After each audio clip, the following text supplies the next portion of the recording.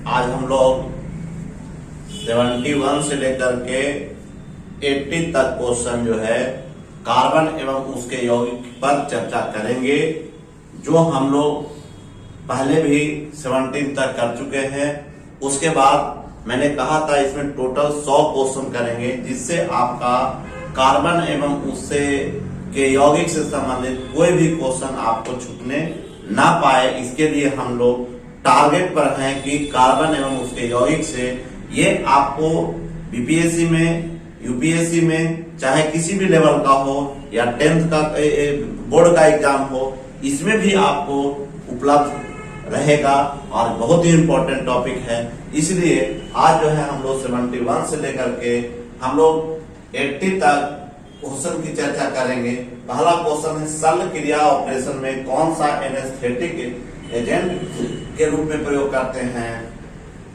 Anaesthetic का मतलब क्या होता है? एनेस्थेटिक का मतलब होता है, हम लोग इसको कहते हैं बेहोश करने के लिए डॉक्टर, एक स्पेशल डॉक्टर होता है। अगर इसकी मात्रा ज्यादा दे दी जाती है तो वह जो है व्यक्ति मर भी सकता है। इसलिए इसके लिए एनेस्थेटिक या डॉक्टर होते हैं जो आपका विभिन्न प्रकार के घोल, जैसे नाइट्रस ऑक्साइड आपका पहला ऑप्शन है, दूसरा ऑप्शन एसीटोन, तीसरा ऑप्शन है क्लोरोफॉर्म, चौथा ऑप्शन है ईथर। तो इसमें जो है किसका प्रयोग नहीं करते हैं? तो एसीटोन का प्रयोग नहीं करते हैं, नाइट्रस ऑक्साइड का करते हैं, क्लोरोफॉर्म का करते हैं, ईथर का करते हैं। तो ये आपका आंसर हो जाएगा सर 2।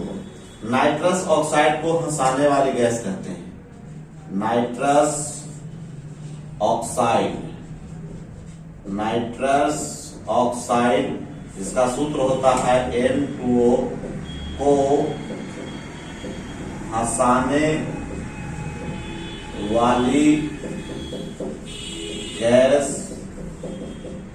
कहा जाता है। दूसरा तो आपका नहीं हुआ क्लोरोफॉर्म। क्लोरोफॉर्म का सूत्र होता है सर, ये आपका CHCl3, जिसका खोज किया था सिम्पसन ने खोज किया था, और ये मीथेन की से प्राप्ति होती है। ईथर का फंक्शनल ग्रुप कहता है, ईथर का अभिक्रियाशील समूह आपका हो जाएगा सर ईथर। इस तरह से लिखा जाता है। तो इस प्रकार से हमारा 71 क्वेश्चन सॉल्व हुआ। अब दूसरा है 72, टमाटर सॉस में पाया जाता है। टमाटर सॉस में क्या पाया जाता है उसको हम जान लें। तो टमाटर सॉस में आपका साइट्रिक एसिड और मैलिक एसिड पाया जाता है। टमाटर सॉस में साइट्रिक एसिड एवं मैलिक एसिड पाया जाता है। एसिड पाया जाता है। हम लोग ये भी पढ़ चुके हैं सर कि मैलिक एसिड जो है सेब में पाया जाता है। किसमें पाया जाता है मैलिक एसिड? सेब में। कपड़ों के दाग को हटाने के लिए ऑक्जेलिक अम्ल का, कपड़े के दाग को हटाने के लिए हम लोग ऑक्जेलिक अम्ल का प्रयोग करते हैं। लैक्टिक एसिड जो है हमारे मस्तिष्क में जमा होने के कारण व्यक्ति को थकावट महसूस होती है, तथा आपका एसिटिक अम्ल जो आपका सिरिका में पाया जाता है, एसिटिक अम्ल सिरिका में पाया जाता है। एसिटिक अम्ल सिरका में पाया जाता है। इस प्रकार से इसका आंसर हुआ सर कि टमाटर सॉस में साइट्रिक एसिड पाया जाता है। अब क्वेश्चन नंबर हम लोग 73 देखें। 73 में क्वेश्चन है आपका कि फोटोग्राफिक में कौन सा अम्ल का प्रयोग करते हैं। फॉर्मिक अम्ल ये चींटियों में पाया जाता है। कौन में पाया जाता है? फॉर्मिक अम्ल, जिसका सूत्र है HCOOH। ये आपका सर चींटी या बिच्छू के डंक में, बिच्छू के डंक में पाया जाता है। फोटोग्राफिक में कौन सा अम्ल? तो ऑक्जेलिक अम्ल पाया जाता है, जिसका प्रयोग हम लोग पहले भी देख रहे हैं कपड़े के दाग को साफ करने के लिए। साइट्रिक अम्ल जो है खट्टे पदार्थों में किया जाता है, जैसे आपका अंगूर हो गया। अधिक साइट्रिक अम्ल का मतलब हो गया आपका संतरा हो गया, नींबू हो गया, ये सारे फलों को साइट्रिक फल कहते हैं। चौथा जो है आपका एसिटिक अम्ल, जो बार बार चर्चा कर रहे हैं, ये सिलिका में पाया जाता है, जिसका सूत्र होता है CH3COOH। इसको हम लोग एथेनोइक अम्ल भी कहते हैं, एथेनोइक अम्ल भी कहते हैं। अब क्वेश्चन नंबर आपका 74, आयोडोफॉर्म। हम लोग आयोडेक्स लगाओ पीड़ाहारी बाम कहते हैं, आयोडेक्स को पीड़ाहारी बाम कहते हैं, इसलिए इसका प्रयोग जो है हम लोग कहां पर करते हैं? पीड़ाहारी में करते हैं।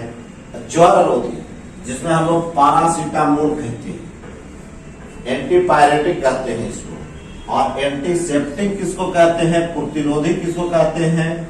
जो आपका जीवाणुओं से, सूक्ष्म जीवों को वृद्धि होने से रोकती है, उसे प्रतिरोधी कहते हैं। जो सूक्ष्म जीवों के वृद्धि को रोकता है, जो सूक्ष्म जीवों के वृद्धि को रोकता है तथा उसे विनाश करता है, उसे प्रतिरोधी कहते हैं। इसे हम लोग एंटीसेप्टिक भी कहते हैं। क्या कहते हैं? एंटीसेप्टिक। तो इस प्रकार से हमारा 71 से लेकर के 74 तक क्वेश्चन सॉल्व हुआ। अब हम लोग चर्चा करेंगे 75 से 78 तक। एक क्वेश्चन बहुत ही इंपॉर्टेंट पूछता है कि कौन सा बुलेट प्रूफ खिड़की बनाने में, बुलेट प्रूफ कांच का प्रयोग खिड़की बनाने में किया जाता है? तो इसका आंसर होगा sir polycarbonate. Bullet proof jacket भी बनाने में इसी का प्रयोग किया जाता है। उसके बाद जो है हमारा पॉलीस्टाइरिन के बहुलीकरण से बनता है।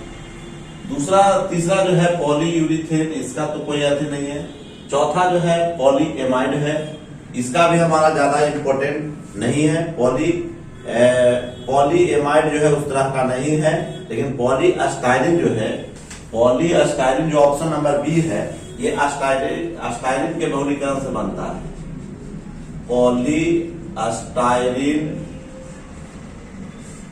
अस्टाइरिन के बहुलीकरण से बनता है। अस्टाइरिन के बहुलीकरण से बनता है। अब हम लोग क्वेश्चन नंबर 76 देखेंगे। प्लास्टिक वस्तुतः क्या है? संतृप्त हाइड्रोकार्बन। सबसे पहले हम लोग जान लें कि संतृप्त हाइड्रोकार्बन कहते किसको हैं। वैसे हाइड्रोकार्बन जिसमें कार्बन सिंगल बॉन्ड के द्वारा जुड़े रहते हैं तो उसको संतृप्त हाइड्रोकार्बन कहते हैं।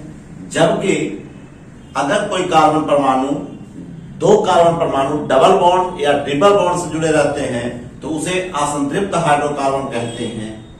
तो हमारा क्वेश्चन था कि प्लास्टिक वस्तुतः क्या होता है, तो ये असंतृप्त हाइड्रोकार्बन का बहुलक है। तो पहला क्वेश्चन हो गया। अब हम लोग 77 नंबर चलते हैं। टेलीफोन, रिसीवर, रेडियो एवं टेलीविजन के कैबिनेट किस प्लास्टिक के बने होते हैं? तो ये आपका पहला ऑप्शन है टेफ्लॉन, टेफ्लॉन जो है टेट्रा फ्लोरो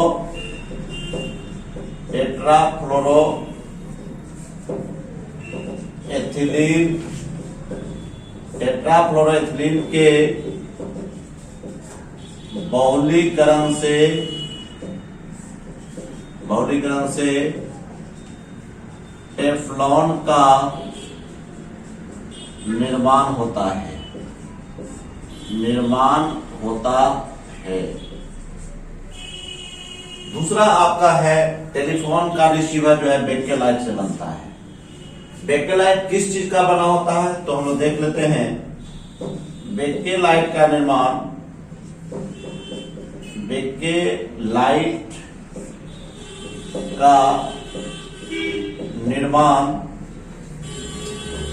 फिनॉल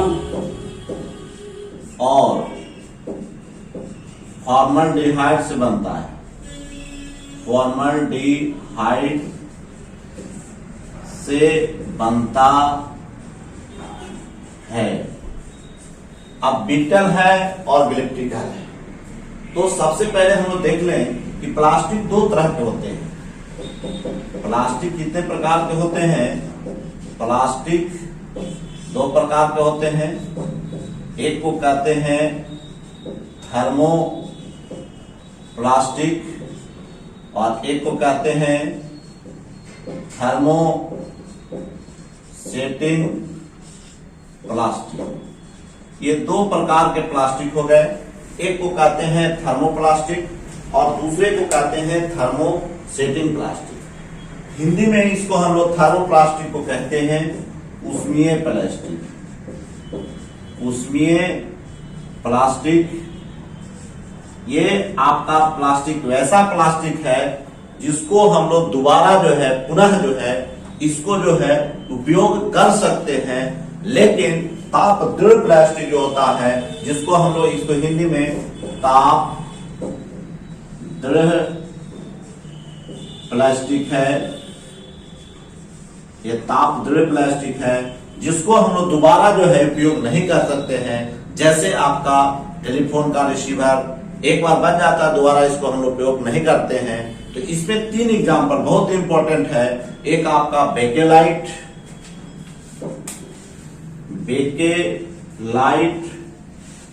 दूसरा आपका है गिलिप्टाइल और तीसरा आपका बीटल है। तो इस प्रकार से ताप दृढ़ प्लास्टिक के तीन एग्जांपल हुए। एक आपका बेकेलाइट, दूसरा आपका गिलिप्टाइल, तीसरा आपका बीटल। तो अब हम लोग तो हमारा आंसर क्या हो जाएगा सर कि टेलीफोन रिसीवर, रेडियो एवं टेलीविजन के कैबिनेट किस प्लास्टिक के बने होते हैं? तो यह आपका बेकेलाइट का बना होता है, जो मैंने कह दिया कि फिनॉल और फॉर्मल्डिहाइड के बहुलीकरण से फिनॉल का सूत्र होता है सर C6H5OH तथा फॉर्मल्डिहाइड का सूत्र होता है HCHO। अब नेक्स्ट क्वेश्चन है आपका 78। मानव निर्मित प्रथम कृत्रिम रेशा कौन है? तो मानव निर्मित प्रथम कृत्रिम रेशा पहला ऑप्शन है रेयॉन, नहीं होगा। दूसरा आपका नायलॉन। नायलॉन का निर्माण